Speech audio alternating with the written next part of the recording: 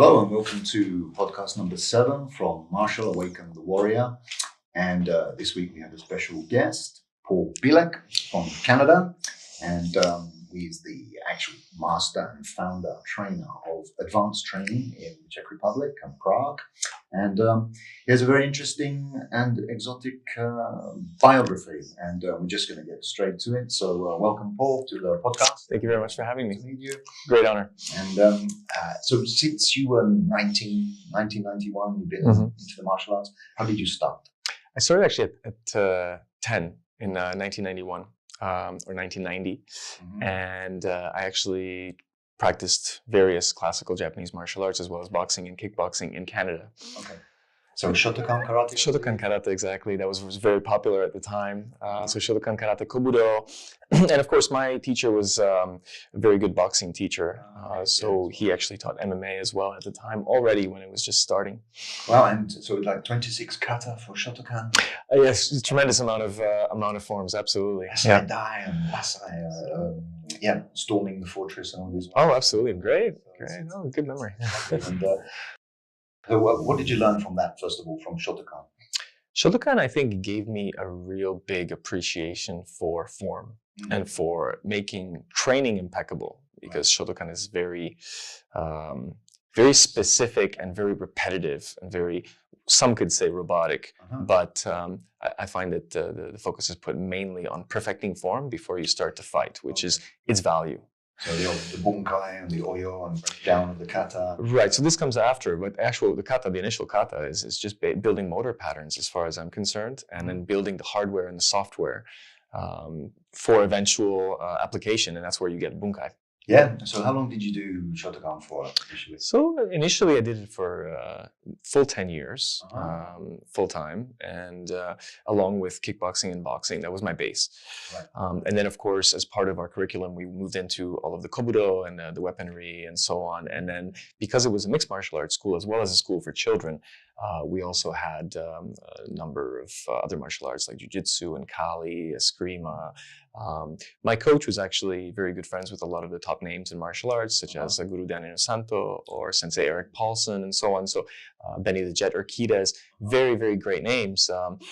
So they were coming to our school every year for seminars, and that's basically the environment I grew up. So stimulating environment, and then absolutely, so you really enjoyed it for 10 years. Then you decided to go to Japan itself. Right.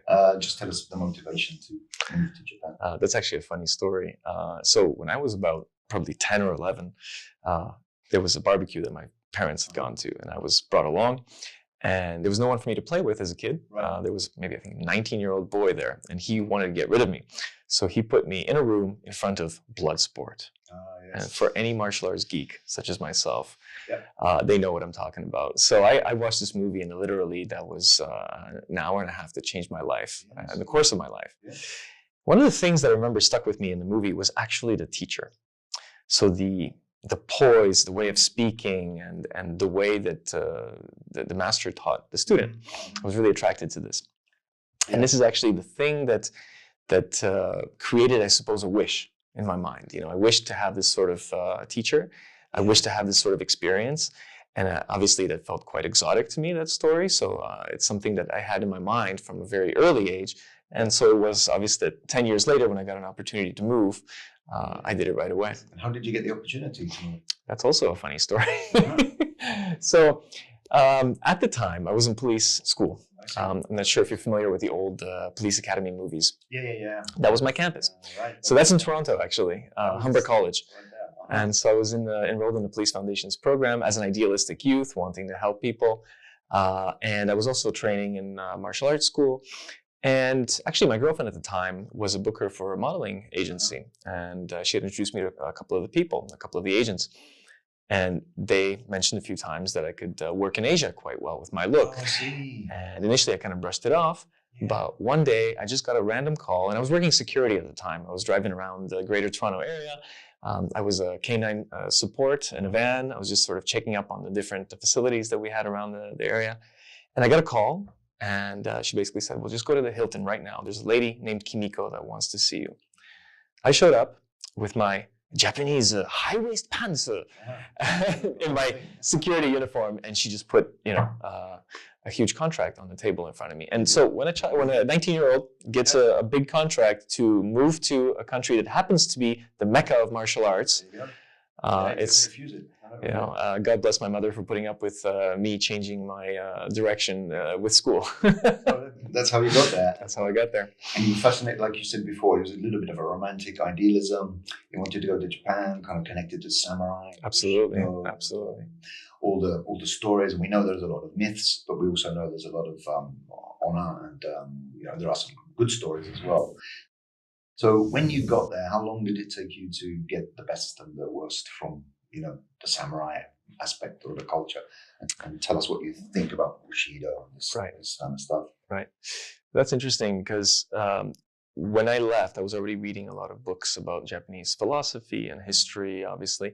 In fact, I was reading on the plane, I was reading a book by Miyamoto Musashi, Gorin no Sho, the Book of Five Rings. Yeah, the English translation. And we try to make the best of it, and we still don't know exactly how much is truthful and how much is a fiction, but of course it's a very powerful book. So yeah. We can go on a tangent if you want about Musashi. That's I had a really, really funny experience. In one of the museums when I saw his painting. Oh, yeah. Prior to this, I had read the thick book, his life story book, and that's a fantastic book for any young person who's into this stuff. And so I had this image that he was just of big stature and that he was really muscular and so on. But I didn't realize they were describing his spirit, not his physicality. The pictures are always huge about him. Yeah. Because when I saw the painting, he did not look like he had that much physical prowess. I mean, he looked bent over. He had relatively poor posture, which really surprised me. And he had developed this double sword style that everyone talks about. The thing, I had this strange feeling, because when you look at the stories, it was always that he would invite another very high-level samurai to a duel to the death in a very auspicious place or a very strange place. They would meet on an island somewhere with no one else around. They would meet somewhere in the forest and so on, right? So I thought this was kind of peculiar because looking at it mathematically, not taken away from the story or the importance of the story, but if you're going to be having a fight or a duel to the death with the top of the top, he was not fighting peasants. He was fighting really high-level samurai who are very, very skilled. What is the mathematical chance that you're going to win every single time? No, that's right. It's almost impossible. It's almost impossible. You survive on anything like that for long anyway. Right. Like gladiators. Right. And now put that together with his image in reality. It kind of draws me to think, was he really that chivalrous? Was he playing by the rules? Well, there's a lot of stories that he jumped people, he ambushed them. There's a lot of stories where he's always taking advantage. He never washed his hair, cut his hair, and he was, just sort of lived in the forest totally alone. And, so a lot of the stories are about him taking advantage, deceit, and attacking when they weren't ready, or making them really angry, breaking all the codes as well. So I believe that part. That is an advantage, in fact, in a society that is really strictly adhering to rules and protocols. That would be a great advantage. In fact, that's why ninja had such an advantage as well at one point in time, because they simply didn't abide by the process. What did you understand by Bushido? Well, again, I was very idealistic at the time when I arrived. So when I met my teacher, he was actually very much explaining to me the principles of Bushido. He was the one that actually brought me the book. He wrote notes for me, handwritten notes, which I still have to this day, beautiful notes about, growing up and about being a gentleman, about having an attitude of servitude and so on.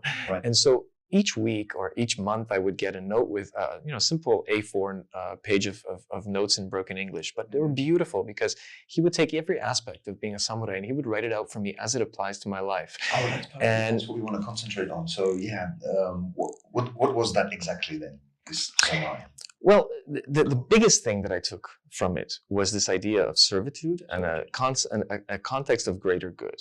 That is having a purpose, essentially, that is greater than my own life, something that serves society overall. And I suppose a lot of that comes out of this Asian sort of sense of monism, where they're all considered one and the same, right? And that's above everything. Absolutely. And so that I think is something that's sometimes seems to be missing in the modern world. Sometimes it's present, on the other hand.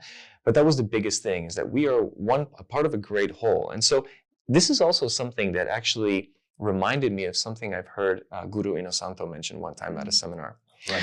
He was talking about how working with blades, because there was a person who wasn't used to it, and they were really kind of standoffish, and they were really threatened, even though they were just plastic and rubber knives. And he explained that the art of learning how to fight with a bladed weapon is an act of love. Oh. And that person just couldn't get their mind around what that meant. Big reframe. Big reframe. And then, and she said, "Wow, this is really grotesque. You're teaching me how to cut somebody's arteries. This is ridiculous. How can we possibly frame this as love?" And he said, "Because you are learning this skill set, not to abuse, but to protect your own community." Right. So you are protecting your community out of your love for them. Yeah. And you would never... It's like serve and protect from the police. Absolutely. That's where it comes from. It's very similar. Yeah. Absolutely. So the main thing you learned was to serve and protect, and this transpersonal goal. Right. Because we briefly touched on what the word warrior could mean. Right. And of course, we discussed a little bit that MMA has become a kind of very aggressive, tattooed, ego-based propaganda. Right. But I think it's coming back, some of the honor and respect for the opponent. It might be coming back in MMA. But so for you, this honor, protect and serve, transpersonal goal. What's a warrior for you? A warrior. Tattoos or not? Tattoos or not? I have one. I have one that I got in Japan. A warrior. A warrior is someone who cultivates themselves to be an example to others. Mm-hmm. A warrior is someone that can be an example of health, of honest success, of character. Mm-hmm. So for me, first and foremost, a warrior lives what they preach, if they preach at all. Yes. Mainly, they're probably an example. Mm-hmm. There's also that aspect of servitude that we touched upon. So developing skill in order to help others. One of the notes that Takahira Sensei wrote for me one time was that a samurai is a man of men who is alone in a high quality of mind. I actually have that tattooed on my body. It's the kanji is koko. And what is meant by alone in a high quality of mind is that you are not influenced as much by pop culture, by style, by trends, by media, by external influences, by any sort of, let's say, reward that is beyond what you need, lust, etc. All of those things. Personal authority. Personal authority and personal control. Yes, okay. So it doesn't mean you don't enjoy any of those things. Sure. It just means that you don't allow your life to be run by them. And that you have very deeply seated principles. Yes. So integrity. Integrity. That's good stuff because, a lot of people will define warrior as someone who loves war. Right, yeah. Soldier. Right. Warrior, for us, it means, we broke it down into 12 constituent parts, actually, and we can talk about this after. Oh, that's amazing. And it's really quite interesting. But a lot of what you've said is in there as well. Mm-hmm. So the integrity and this transpersonal goal, this mission, helping the community, and the spirit of victory over yourself. Absolutely. This is actually the biggest thing, is overcoming oneself is a topic that we're all faced with in life in general. Every single human being on some level has to overcome themselves. And I fully believe that that's actually why we're here. If you want to look at the meaning of life, that is it right there. Overcome yourself. Because I believe that deeply inside, we all know what our good and bad habits are and how they influence our lives and our relationships and society at large. Yeah, the sabotaging of yourself sometimes it's a fascinating thing, isn't it? Absolutely. Where does that come from? Demons, and you think, well, I could be so much better off without them. Absolutely. And then it's a lifetime of absolutely getting over that and absolutely sort of non-stop perfecting that part of you that's the good part and overcoming that. So, absolutely. Could be talking like almost schizophrenia in some ways. And, well, I mean, you could define it that way. I think everybody talks to themselves at one point or another. There's nothing wrong with that. Unless you answer yourself as well. Right. Someone told me once, it's no problem talking to yourself. But if you start answering, that's where you draw the line. Absolutely. So you have one tattoo, and this has this philosophy on it, which sounds really, really cool. And you said you have a story about Japan and tattoos. Oh, absolutely. So tattoos originally in Japan are a big no-no. So this is a big stigma. And the reason for that is the old days and how they began. So in the old days, again, coming back to the sense of community, you're either good for community or you're a virus to community. Yeah. So people that committed crimes and other people had to pay a severe price for those crimes, they were simply done away with, number one. And if it was a less severe crime, then they would have the crime tattooed on their body. Ah, that was where it originated from. I see. It's like, you can imagine that the dragons and the koi and all of this were a way to cover up the crime. Yeah. Right? So this was artwork that covered up what they had done. But my personal tattoo, that's actually a good story. So I was on the Enoshima Island. Enoshima Island, I used to go every 28th of the month for a fire ceremony, Goma. So there's a temple there where they do the Goma Ritual for 3 hours, and we do the mantra work. What's Goma is where they build a fire. And all over Japan, there are temples which collect these little wooden sticks on which people write their wishes and their prayers and so on. And once a month, they invoke Fudomyo, the patriarch of martial art, into this fire. Wow. So Ekanaguchi, who is the monk that goes around and does this, he is supposed to be the reincarnation of Kobodaishi, who is the founder of Shingon esoteric Buddhism in Japan. He comes and he does this Goma ritual. So we do the Hanya Shingyo, the Heart Sutra, and then they invoke the Fudomyo entity into the fire. And so spirit summoning. Absolutely.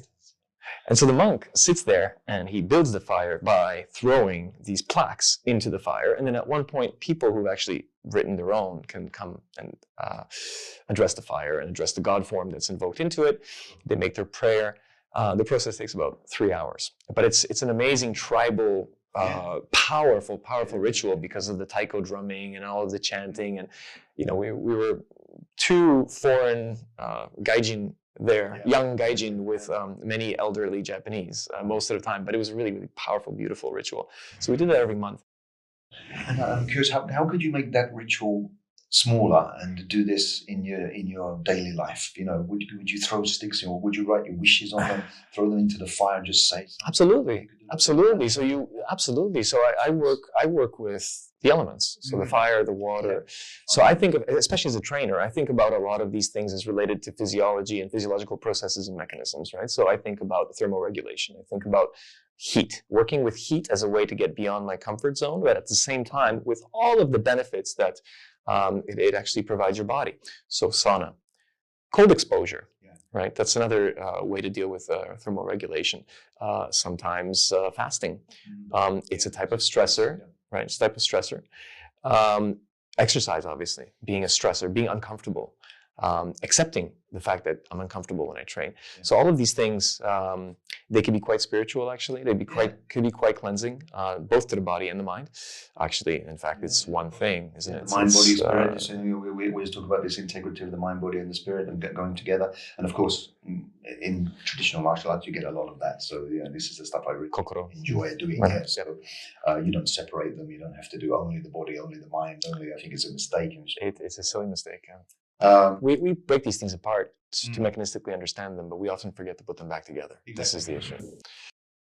So the warrior is sort of defined. You've got the mind, body, and spirit integrity. Are there any other rituals that you could take from Japan that are very powerful, just make them more economical for daily life?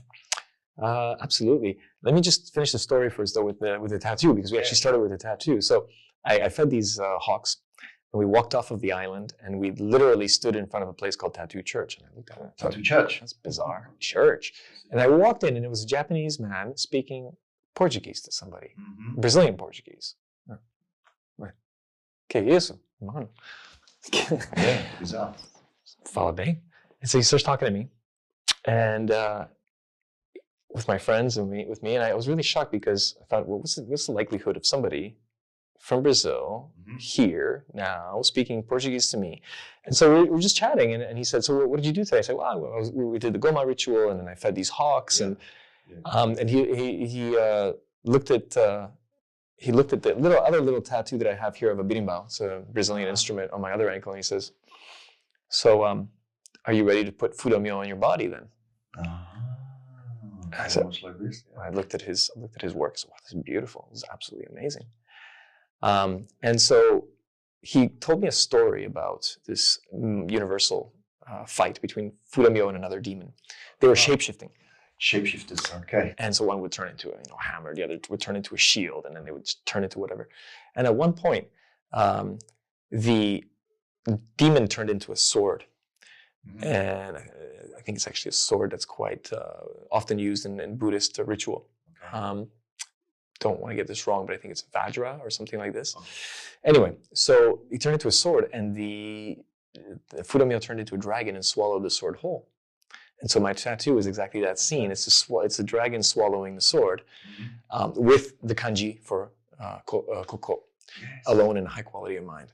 Well, at least you got that tattoo. Very philosophical tattoo as well. It's not just a knife and blood. This is the thing that I really believe is that Mum. if you're going to put a tattoo on your body, it should have a very deep personal philosophical meaning, of a catharsis or some sort of powerful realization or a life path. Absolutely, an anchor. We call it even an anchor that you can just touch it sometimes. Exactly. All right, this is my real spirit coming out. Exactly. This is really me. Exactly. So that's cool. I actually have three. One is on my tailbone, and it's just a kanji for internal force. And so that's because my teacher used to always tap my tailbone in order to make me move forward with the sword. He said that's where it comes from. It comes from through hara, and he would just tap me. And he would just tap me on the base as for me to shift forward with my entire body, not to move the arms, not to move the head, but to shift with the entire body. Giving that burst of vitality. Exactly. The life force. And so I just got this little kanji of internal force, life force on my tailbone, just to remind myself of that touch. On my right ankle is the birimbao to remind me of rhythm. Life is rhythm and cycles. Keeping the farming, as we discussed, the season. Yes, exactly. The fields. Exactly. And then rhythm and the music and the sound and the vibration. Vibration is another very fundamental, important aspect to physiology as well as meditation. And mantra. Mantra is also vibration. And traditional Chinese medicine goes on a vibration and goes on the meridians and stuff. It's all very martial arts tradition as well. So you've got and I wanted just to touch on this ancestor worship. Yes, filial piety or piety. It's pretty big in Japan. It is. Can you tell us something about that? This is something that's actually, I think, very important and very much missing nowadays. Yes. So our approach and our attitude towards the older generation or older people has changed dramatically. And I think part of that is our access to information. We can feel like an expert on most topics just with Google alone. This was not always the case. This is very new. This is just a couple of decades old, right? Yeah. Which means that we, in the past, relied much more on our ancestors' wisdom and life experience. Encyclopedias for us. We can even call it anecdotal evidence, right? Because nowadays we look at facts through the lens of science, and that's a good thing. Yeah. But on the other hand, it has its drawbacks because we end up ignoring people's life experience. And oftentimes, as I mentioned before the interview, as a personal trainer, I find myself in this environment of now very popular biohacking and all of this stuff. And really what that means is go to bed early, get up early, don't overeat, eat unprocessed foods, exercise on a daily basis. I mean, these are low-hanging fruit, which our grandparents already knew about. So there is nothing new here. We've gone on this huge, scientific delve into the science in order to come back to what we were doing 2 generations ago. Yeah, this will continue, definitely. It will go right back. And so the grandparents were living a much simpler life. And and the ancestors. So it's something. Do they worship the ancestors, or do they just draw courage or from the spirit from them, or do they get strength from them? I think it's a little bit of both. I think most people just show the respect to the ancestors, number one, but also some of them will draw courage, whether it be from the actual rituals, from the religious rituals, or from just spending time contemplating their origins and bringing the spirit into the room. That's very powerful. Absolutely. So even if you don't believe it's true, but you still visualize, you still get something from the and I think the pictures are very similar to the martial art lineage. Absolutely. Yeah. The founder goes back, and every family tree can do that. Absolutely. So this is the founder of my family because it's my great grandfather. You don't need to go back further, Right. So it's quite exciting to look at the family tree. Absolutely. To martial arts. Absolutely. There's a Ip Man of lineage, Are there any more rituals that you learned from your master, or any more 4 or 5 that you took home and you said, I will carry on those ones, or some, what do they call it? These mudras, and big things? So that actually I learned more with the people that I was learning Shingon, esoteric Buddhist meditation with. My master taught me a number of rituals. Actually, in fact, everything in Iaido is ritualistic. Yes. So my first lesson in Japanese sword, most of the lesson was how to get dressed and undressed and fold my clothes. Foundations. That's the foundation. Jordan Peterson, you want to change the world? First go clean your room. Then make sure... Your grandfather as well. Exactly. Be your room, polish your shoes. Exactly. It's very similar. Yeah, exactly. Why Jordan Peterson says today that it's preposterous that he's lecturing on this and that he's got such a following, right? Because these are the obvious things that we've heard before from our... Every morning when you get up. There you go. And so if we had more appreciation for our ancestors, then we would not be going to pay a seminar to hear that wisdom. We would just be simply following, the lineage and the traditions of our families. And so Japanese are very, very, very heavy on a tradition, which I really, really appreciate. That's something I don't want to go away. Keep that forever. That's right. But so going back to ritual, so putting on your clothes, bowing to the sword, setting up before you even draw it is a ritual in itself. So, we can talk about how the sword was the soul of the samurai and so on, and how it's an extension of his intent, when he draws it, and all of this kind of philosophical stuff. But at the end of the day, the entire process is a ritual. Every Sunday, I would spend 5 hours in the dojo, and it was basically practice the form just when I thought I had it perfect, be told that I've made 50 mistakes, continue practicing the form, have some green tea, have a little ceremony, be made fun of by the senior masters, flip around for them, do some capoeira for them to entertain them, go back and practice some more. In fact, my first month, I got a wooden bokken.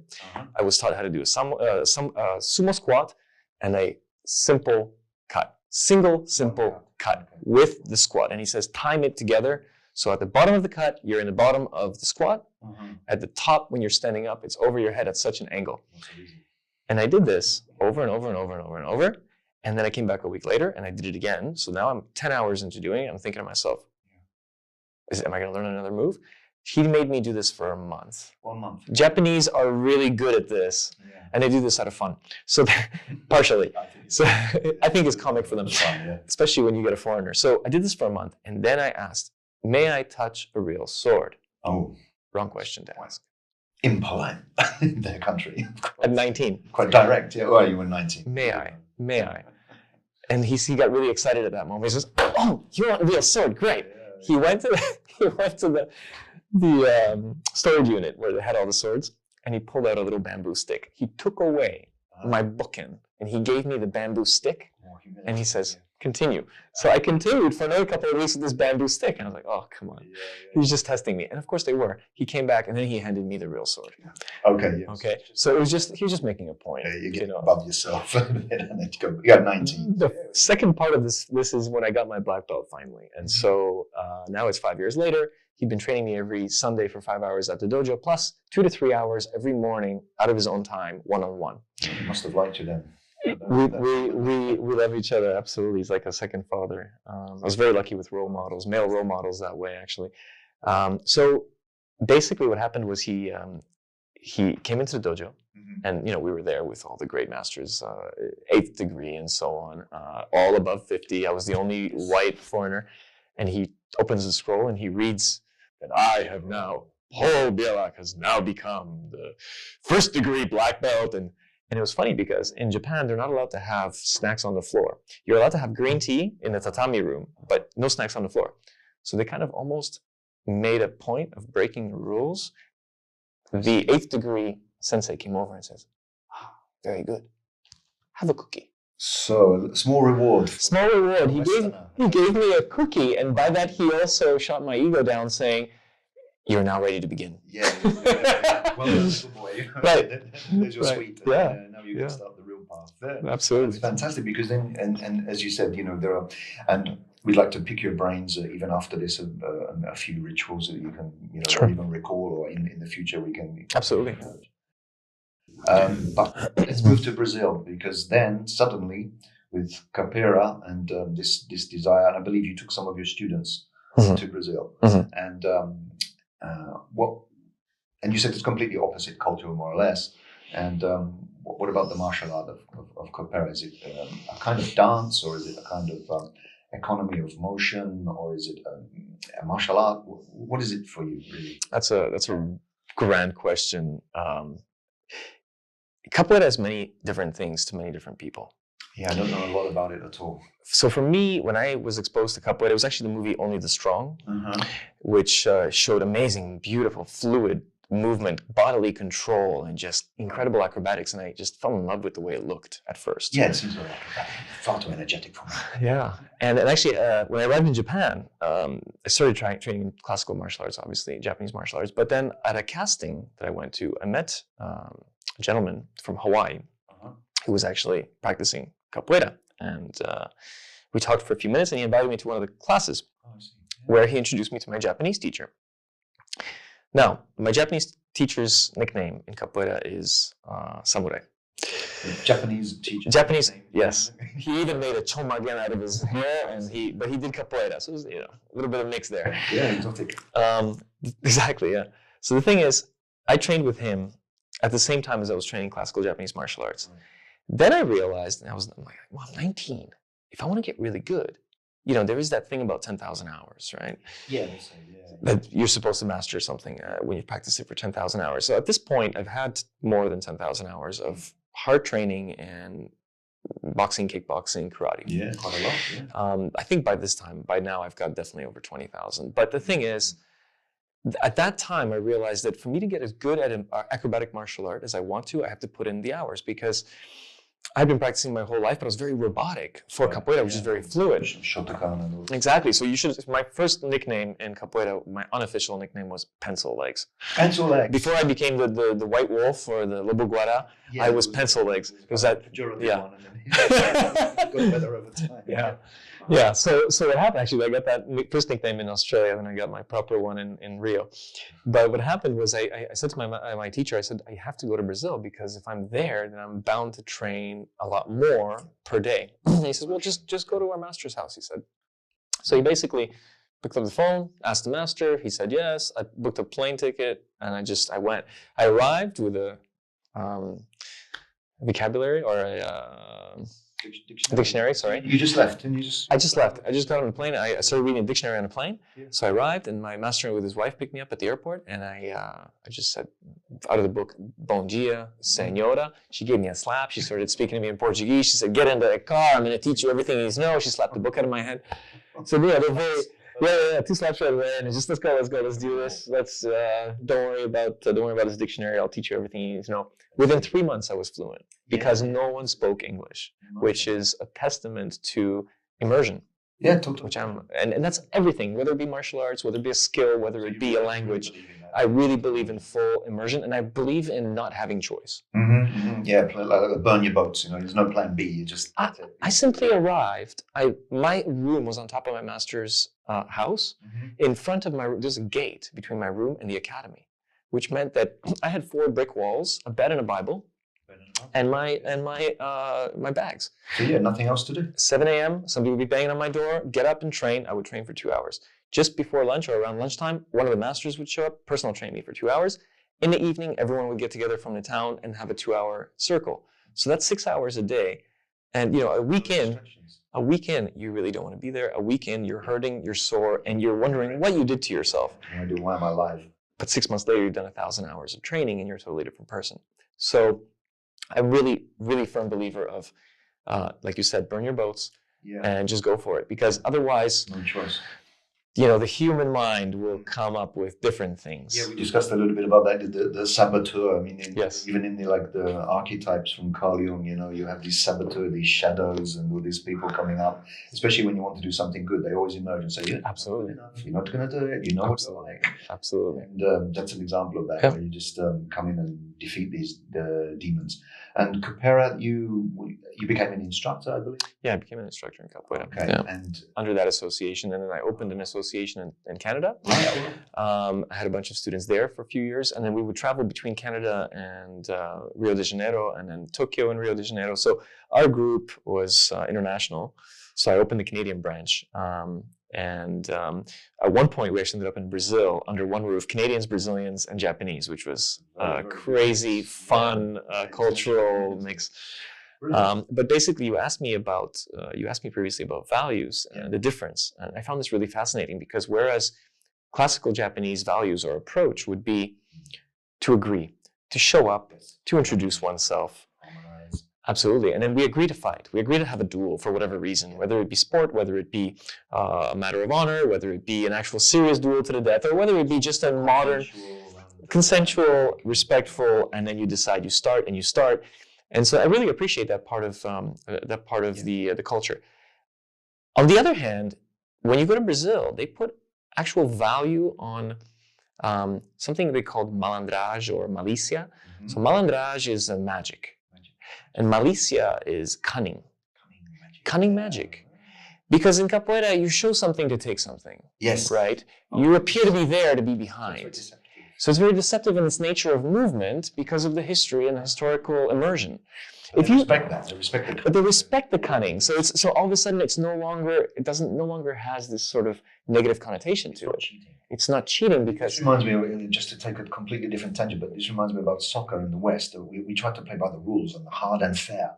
And in Latin America, in Argentina, in Maradona, they love the cunning. That's right. That's right. An interview with Maradona, he said football was a game of deception and cunning. Well, they would... And the British don't say that. They never say that. They say it's there you go. A game of hard work and trying to win by fair means, but hard and this way. And this is Capoeira.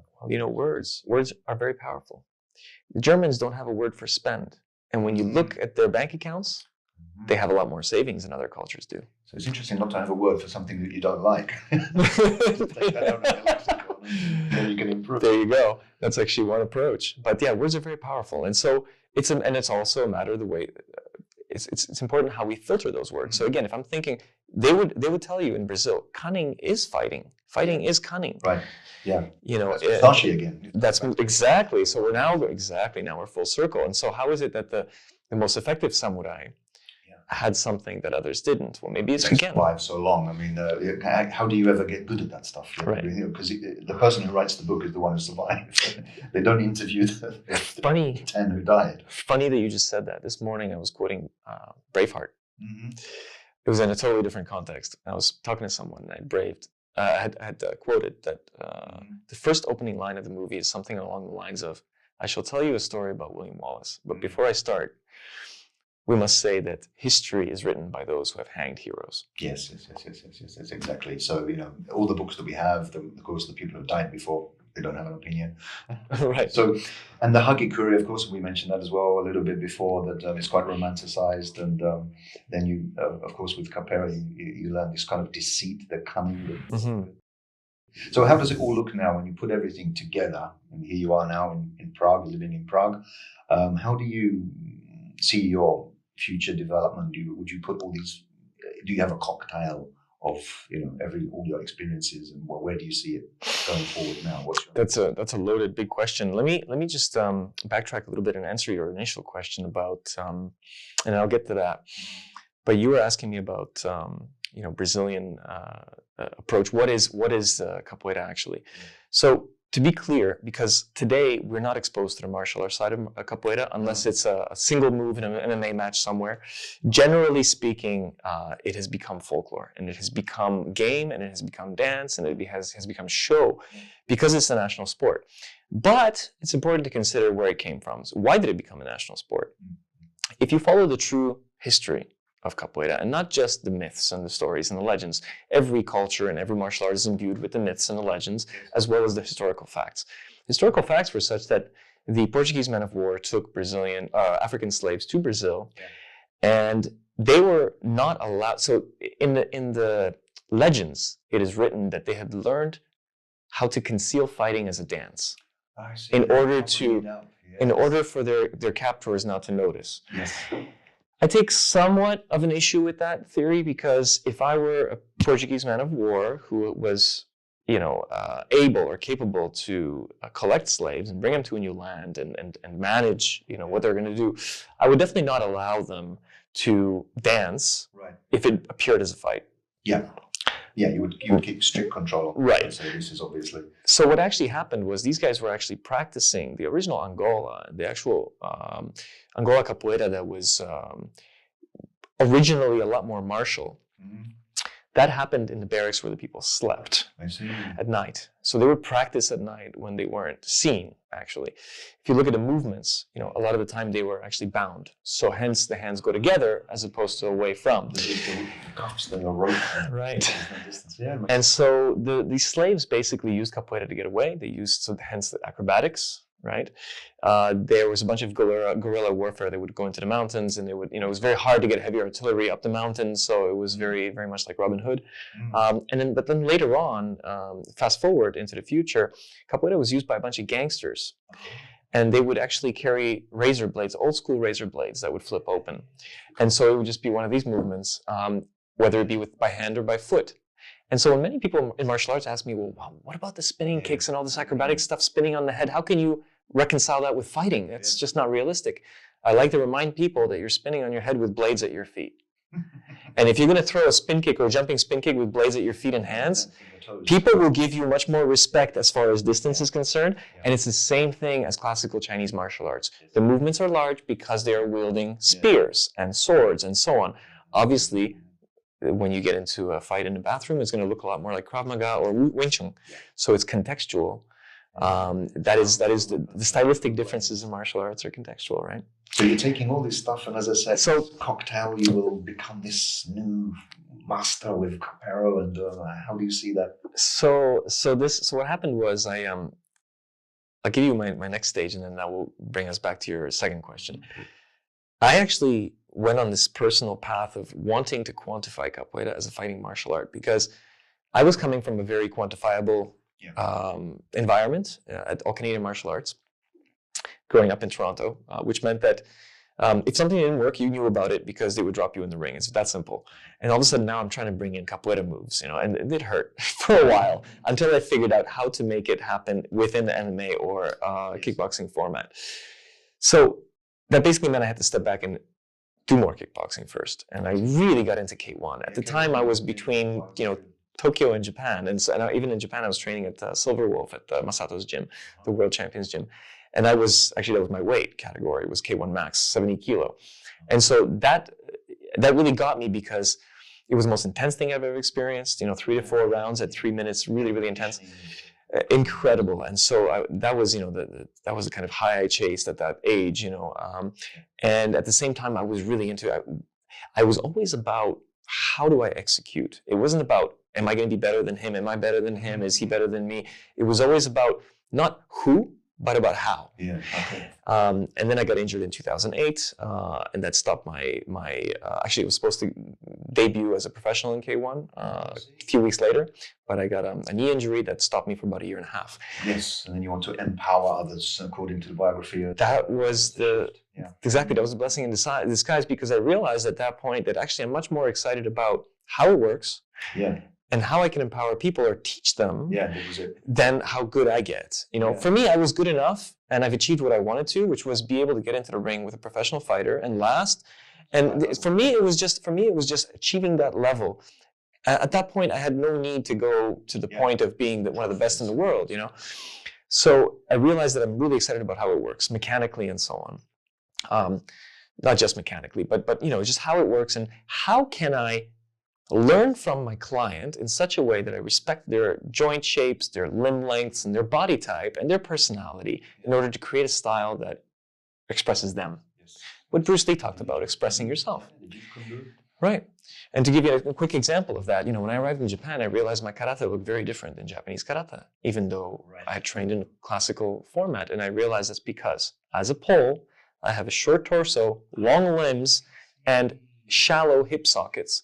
They have long torsos and short legs. Yeah. So their center of mass and the whole structure is built very differently. Yeah. They're built for a horse stance, a long stance. I'm built for K1. Yeah, exactly. Yeah, you look like a kickboxer to me as well, but also Shotokan. Right. With the kata, definitely, because you seem very aligned. That I definitely got from Shotokan and from Japanese sword, for sure. Very linear. versus, very flowing in capoeira. So very, very different way of moving, right?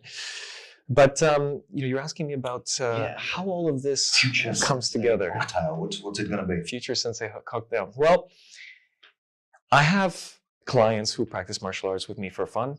So I still teach Japanese sword, I still teach kickboxing, and I still teach capoeira to some people. But I don't really consider this to be the majority of my work nowadays. Majority of my work nowadays is getting people healthy, resilient, and strong. And actually, I've developed over the years quite a big appreciation for biomechanics, specifically spine biomechanics. I was very fortunate to develop a really good relationship with Professor Stuart McGill of BackFit Pro, who is basically one of the top world experts on spine biomechanics and low back disorders. You're moving into sort of the doctor realm. Well, as a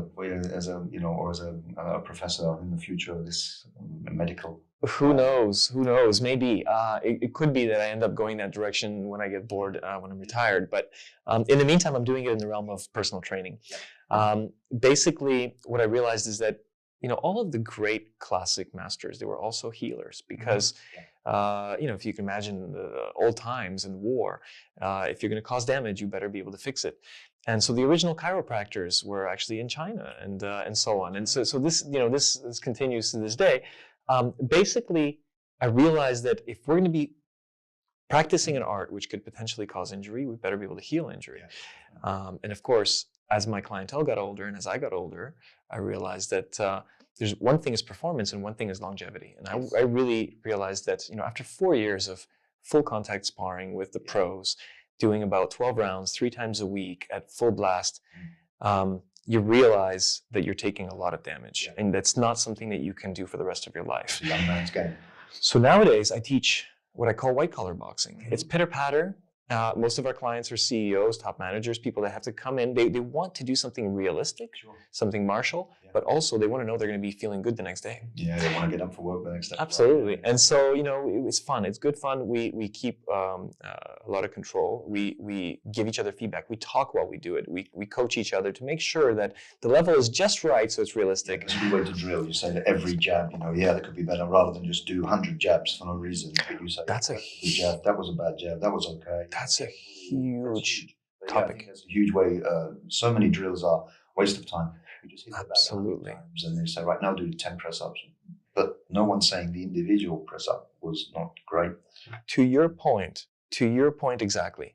I used to, when I was 20, 25, when I was trying to become a professional fighter, I would do 50 rounds on the bag and be proud of myself for the volume, even though I looked like a mess by the end of it. Number 50, It's just a number, whatever number, random number.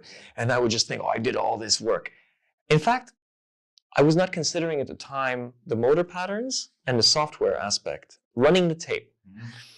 So I actually overtrained myself to the point of full physical burnout at one point. That's always a nightmare. Oh yeah, that took me 8 months to get back from. So, and that's overtraining and undersleeping for 6 years straight, working 7 days a week. Now, I do 3 rounds or 4 rounds instead of 50. And you know what? Quality. My punches and kicks are like lightning. The moment they start to slow down or they get sloppy or my hand's not here, but here, I stop. And then if I want to work out, still, I'll just get on the battling ropes. I'll grab a kettlebell. I'll do whatever simple thing that I can to push my conditioning to the edge, but never at the expense of technique. Because what I've learned is that if you have a smaller volume of work and it's much more precise and impeccable in form, you can repeat that over and over and gather total volume. The consequence is that you are correcting the tape and you're preparing the hardware, but you're also giving your body ample time to recover. So again, now I consider a lot more recovery. And I find that I'm doing about 30% of the work that I used to do, and I get better results. I was working hard to go nowhere back then. Now, if you can teach that to one student, just that golden nugget of the drilling that took years to learn, that they advanced unbelievably. I find that also in self-defense, exponentially advancing. Absolutely. Professor McGill talks a lot about sufficient strength, sufficient endurance, sufficient stability, sufficient mobility in the right places. We don't talk about too much or too little because we both know that too much, or everybody knows too much or too little is going to cause potential harm. There is this concept of minimal recoverable or minimal effective dose and maximal recoverable volume. This is the individual for all people, so you got to sort of find that. The Japanese Zen master has a saying: 80% is good enough. Yes. Yes. They think they're going for perfection all the time, but they're actually saying, yes, calm down, don't try so hard. They also say eat until you're 80% full. Yeah. That's a great wisdom for nowadays. Great modern wisdom. And I just wanted to talk a little bit about the healing as you're going into more of this, and the constructive cycle from traditional Chinese medicine, and then the destructive cycle is just going back the other way. Right. And you talked about the 5 elements. Right. You're following those in the constructive cycle and going back when you do martial arts to cause damage. So it's all there. It's all there. Yeah. This is actually really what you just described as metabolism. Right. Human metabolism is breaking down and building up of tissue, and it's happening simultaneously. And so, if you come out of, I was really esoterically minded from a young age. I was really into mystery. I was really into spirituality. I was really into the meanings behind all of these things, and symbolism. Yeah, and what got me into specifically Shingon esoteric Buddhism was this idea that it was for a purpose. It wasn't a simple list of tenets to abide by in order to be nice to other people. We could do that without religion. Yeah. We can agree not to, kill each other and take each other's stuff and so on. But what really drew me to Shingon specifically was that if they were to invoke any god form, which was, by the way, an image, it wasn't literal. It was, this idea of the sun god and the pantheon of gods around him. Each of those gods is an aspect that we connect to as we try to look for a higher version of ourselves or an ideal version. Absolutely. So within the Shingon paradigm, you have this idea of meditation or invocation for actual physical manifestation. Yeah. So if they did a ritual, it would be basically in order to heal someone, in order to protect a community, in order to win a war. There's a reason behind the actual the actual meditation, the focus, the intent, and then of course the ritual itself would bring about the sense of that invocation or that manifestation. So there's a sense of empowerment behind the actual actions, behind the movements, behind the words. There's a definite target and there's a definite purpose. It isn't general, which is what really attracts. Esoteric and practical at the same time. Total philosophy and total practicality in one, which is what we like to do as well. We just do that. Well, I think so this idea of intent and purpose. Yeah. I can give you a really simple example if you like. One of my PhD trainers just did his study on sleep deprivation in the military. And so they brought a bunch of young soldiers into a sleep lab, and they studied them for, I think, 40 plus hours. And some of them did well, some of them did not do so well. They actually managed to, they're doing EEG, EKG, all this stuff, and they actually caught one guy in deep sleep with his eyes open. And I was laughing at this. I was thinking, these guys are weak. I know businessmen who can stay up for days. These guys are like having a hard time after 40 hours. Yeah. And my chiropractor turned around to me and he said something really wise. He said, you're forgetting about the mind. And I realized when he said that what he meant was purpose. It's very different to be in laboratory conditions, exposed to a stressor, versus if you're exposing yourself to that stressor intentionally for a purpose. Yeah, that's totally different context. Yeah, of course. Context is everything. Contract when I get things done in 16 hours, and it seems like nothing, right? It blows by. And so that's just a small thought on purpose and on intent and on the mind, because the mind changes the body and the way the physiology works. Going back to these, we're talking about the elements really quickly. So going back to this idea of working with the elements, so if you look at the practice of Shugendo with aesthetic mountain monks, basically, they would expose themselves to environmental factors, and philosophically they would understand them in such a way that they're overcoming themselves through them. So whether that be getting in touch with earth and sitting on cold soil all night long, whether it be in getting in touch with fire and exposing themselves to heat, sort of heat tents or something like a sauna, or wind and hanging themselves upside down, sort of in a vast space where they would have to face the fear of falling to their death, overcoming that overnight, putting themselves in all of these kind of situations, or reciting mantra while under the waterfall, Yeah, and Mizogi breathing and a lot of things like that as well. Meditation. Exactly. Full extremes. Now, this seems maybe to the onlooker as very strange spiritual practice, but actually, as a trainer now, I understand the physiological mechanisms behind it. And so, again, thermoregulation, heat and cold, fundamental to health, right? So, again, they're doing something for health. A lot of that obviously had to do with paying attention. Right. So they're practicing focus, they're practicing presence. So they're in tune with their body and these processes, and they're experiencing and facing fear, which is the biggest part. Fear and discomfort. And if you can control fear and discomfort within yourself, then you can be of greater service to humanity and to society. And that is why I like to propagate strength, resilience, and health amongst the people that come to me. Yeah, because you find an awful lot of people these days, it's whatever's the most comfortable thing to do. Or the easiest or the fastest. The fastest. They go to a gym that's just 2 seconds away because it's convenient. And then they never show up. And they don't. Everything must be. They live near their mother, they live near their family. Everything's just so... It bores me sometimes. I mean, as I get older, I can understand it more, obviously, but there seems to be this just looking for comfort. Absolutely. In certain countries, there's this love of comfort. And they talk about getting out of the comfort zone, and people were doing this centuries ago, and it's going out of the culture a little bit now. So you're bringing it back. It's really interesting. Absolutely, it's really interesting because. Being comfortable, I get it. We all strive to be comfortable. That's an evolutionary thing. We want to be full. We want to be rested. This is the body trying to take care of itself. However, sufficient comfort. Sufficient discomfort, right? So what happens when we're too comfortable? We don't adapt. Right. As a trainer, I work with stress. I expose someone to the stress of weightlifting, the stress of cardiovascular activity, the stress of martial arts, whatever it is. It's a measured amount of stress followed by a measured amount of recovery, which causes positive adaptations in the body. If the stressor is too great and the recovery is too little, you cause degradation. So that's no good. But if the stressor is not great enough, you get no adaptation. And if you get no adaptation, then you get less resilience, you get no progress, and oftentimes you get illness over time. So comfort equals illness unless we put little bits of stress in. Yeah, that makes sense. But that being said, we have to look at stress in its totality. So what is stress? Stress could be the workout, which could be positive, assuming I can recover.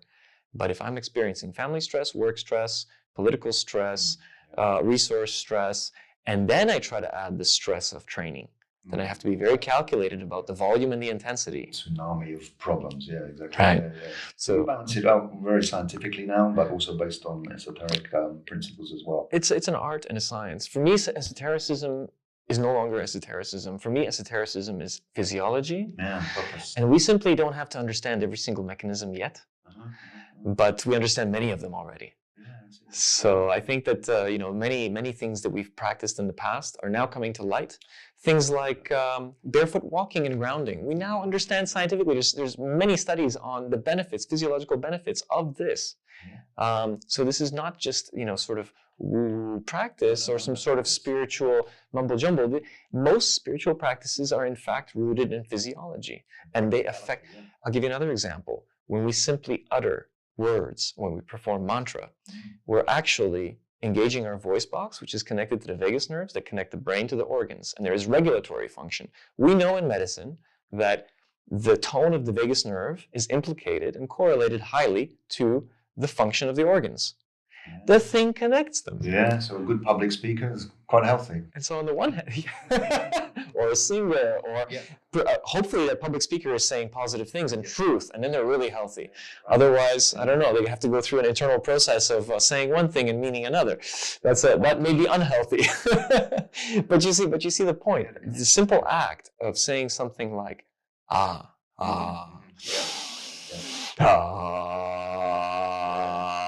this is already having a physiological effect on me, literally, right? So why are we thinking of these things as esoteric? Yeah, they always have a practical application as well. Well, Paul, we could speak all day. Absolutely. We could go to midnight, and it's fantastic. So yeah, well, we can do it again. There's no reason why we can't do Paul Bielak number 2 and number 3. Maybe more to say. And it would be good to keep in touch and give us some more of the rituals and more of the specific things you've seen that you take on board. And Fantastic. You give to your clients as well. But been fantastic to meet you. And, Likewise. Lovely to talk to you. And thank you so much for having me on. Thank you very much. Let's do it formally. どうもありがとうございました。 And thank you very much for tuning in, and please subscribe if you like this and give us a review of the interview with Paul. And there'll be many more to come, different topics, different masters, and different interesting individuals. So please click like and subscribe, all the usual things, and we will see you next time. Begin your martial journey. Like, follow, subscribe.